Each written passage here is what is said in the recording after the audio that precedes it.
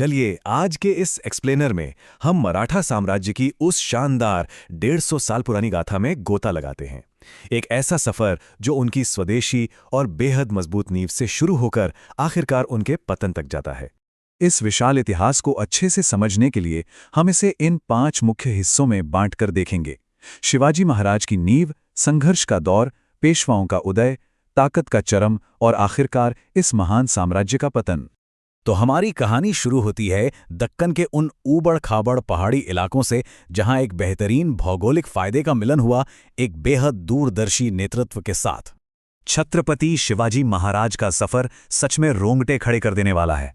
1630 में शिवनेरी किले में उनके जन्म से लेके 1659 के प्रतापगढ़ युद्ध तक, जहां उन्होंने अपनी कमाल की छापामार रणनीति से बीजापुर के जनरल अफजल खां जैसी बड़ी शक्ति को धूल चटाई। 1665 की पुरंदर की संधि में मुगलों को 23 किले देने पड़े, लेकिन वो रुके नहीं और आखिरकार 1674 में रायगढ़ में उनका राज्याभिषेक हुआ।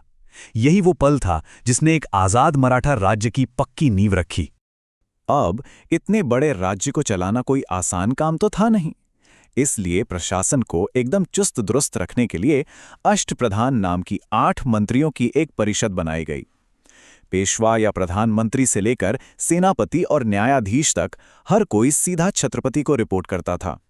ये केंद्रीकृत प्रशासन या सेंट्रलाइज्ड गवर्नेंस का एक मास्टर क्लास था। यह एक बहुत ही दिलचस्प बात है। क्या आपने कभी सोचा है कि इतने बड़े साम्राज्य के विस्तार के लिए पैसा कहां से आता था? इसका जवाब है खास तरह के टैक्स।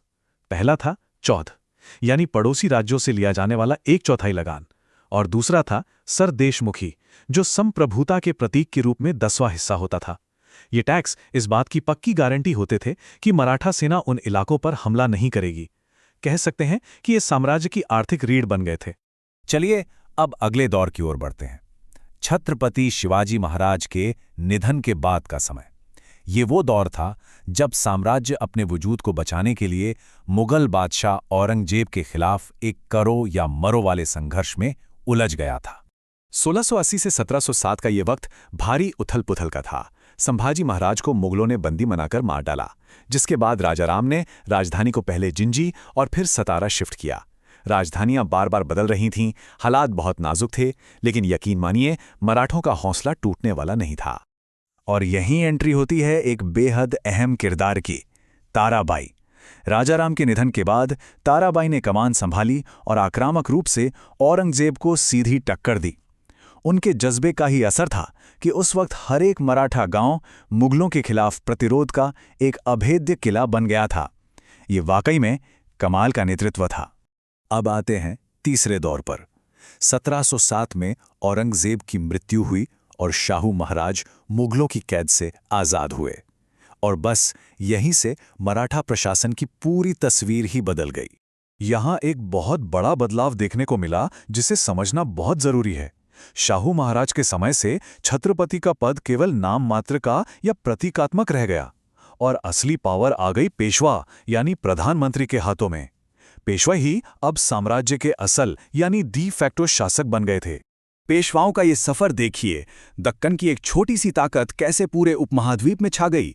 1713 में बालाजी विश्वनाथ ने पेशवा पद को वंशानुगत कर दिया। फिर बाजीराव प्रथम ने साम्राज्य का जबरदस्त विस्तार किया और 1740 से 1761 के बीच बालाजी बाजीराव के समय में तो ये साम्राज्य अपनी ताकत के बिल्कुल चरम पर पहुंच गया था। तो चलिए अब बात करते हैं साम्राज्य के स्वर्ण युग यानी बाजीराव प्रथम के समय की। ये वो दौर था जब मराठा सैन्य आक्रामकता और शानदार रणनीति ने पूरे भारत का नक्शा ही बदल कर रख दिया था। 40, जी हां 40, ये कोई मामूली नंबर नहीं है। ये उन युद्धों की गिनती है जो बाजीराव प्रथम ने लड़े और लगातार जीते, बिना एक भी हार के। इसी अजय रिकॉर्ड की वजह से उन्हें मराठा नेपोलियन कहा जाने लगा। बाजीराव का विजन कितना साफ था, ये उनके इस मशहूर कथन से पता चलता है, यदि इस जर्जर वृक्ष के तने पर प्रहार किया जाए तो ये शाखाएं स्वयं गिर जाएंगी। इसका सीधा सा मतलब था कि छोटे मोटे इलाकों पर वक्त बर्बाद करने के बजाय सीधे दिल्ली में कमजोर पड़ रहे मुगल साम्राज्य के मुख्य तने पर वार किया जाए। अब जब साम्राज्य भारतीय उपमहाद्वीप के 1/3 हिस्से तक फैल चुका था तो उससे अकेले संभालना नामुमकिन था। इसीलिए इसे एक शक्तिशाली मराठा परिसंघ में बांट दिया गया। पुणे में पेशवा, ग्वालियर में सिंधिया, इंदौर में होलकर, बड़ौदा में गायकवाड़ और नागपुर में भोंसले, ये सभी इस विशाल साम्राज्य के मजबूत पिलर्स बन गए।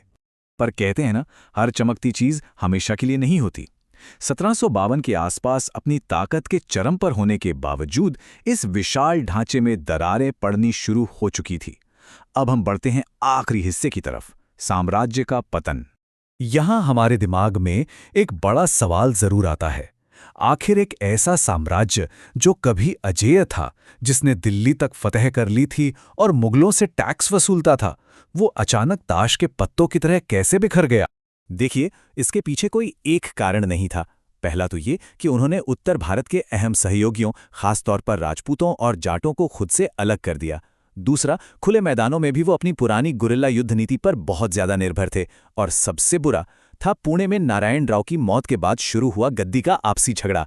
इन सब ने मिलकर मराठों की एकता को खोखला कर दिया, जबकि उधर ईस्ट इंडिया कंपनी अपनी ताकत तेजी से बढ़ाती जा रही थी।